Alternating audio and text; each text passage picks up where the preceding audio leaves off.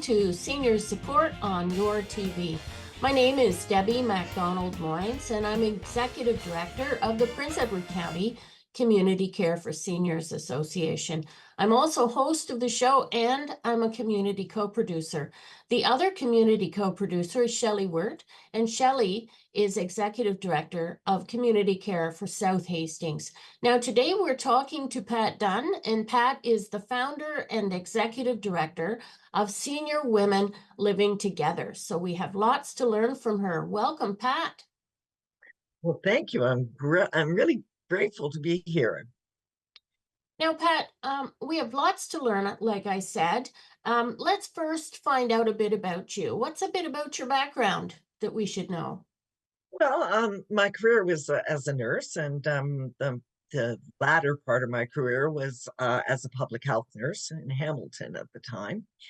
And so I am now currently living in Peterborough, and I share a home with two other senior women.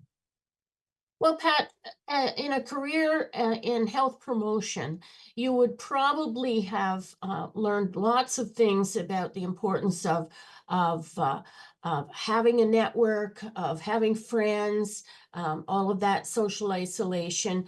Tell us, why did you establish and found Senior Women Living Together as an organization? Well, it came out of my own need. I had no intention of at the time of doing anything other than meeting the need I had. My husband died about 4 years previous to 2019, and by the time I started thinking about doing this, I was, running out of money. I would not, my income and savings was not going to last me into my elder years. So I started thinking about options and ways that I could make that happen. Mm-hmm.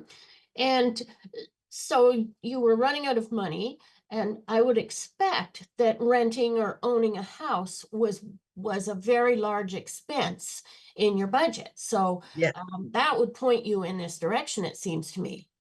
yes, exactly. So the primary problem with running out of money was that rents were so expensive, and on my own, like two people can rent an apartment, and with two incomes, it's not a problem.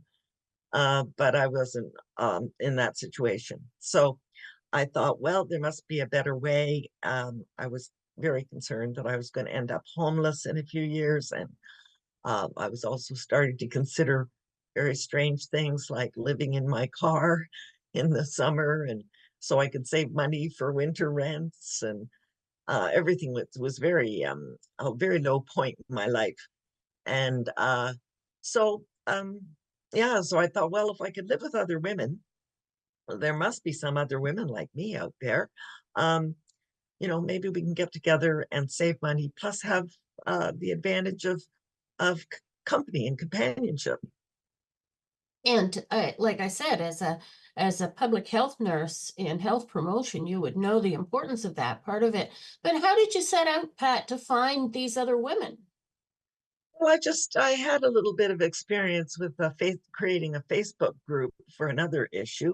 So I thought, well, I'll just use what I know, and invited women from Peterborough area to come and just let's talk about it. Let's just talk about living together. What would it look like? What would it be like? I really thought, I'd only get about 10 women in total. At the end of the first week, I had 50. By the end of the first month, I had 200. So I realized it wasn't just about me, and I couldn't just sort of find my homemates and la-di-da and off I go and bye-bye. That didn't seem fair. Plus, I was really interested in, had learned by research that there are actually about 300,000 single senior women living in poverty or unaffordable housing in Ontario. So I thought, okay, this is a big problem. Maybe I can help do something about it.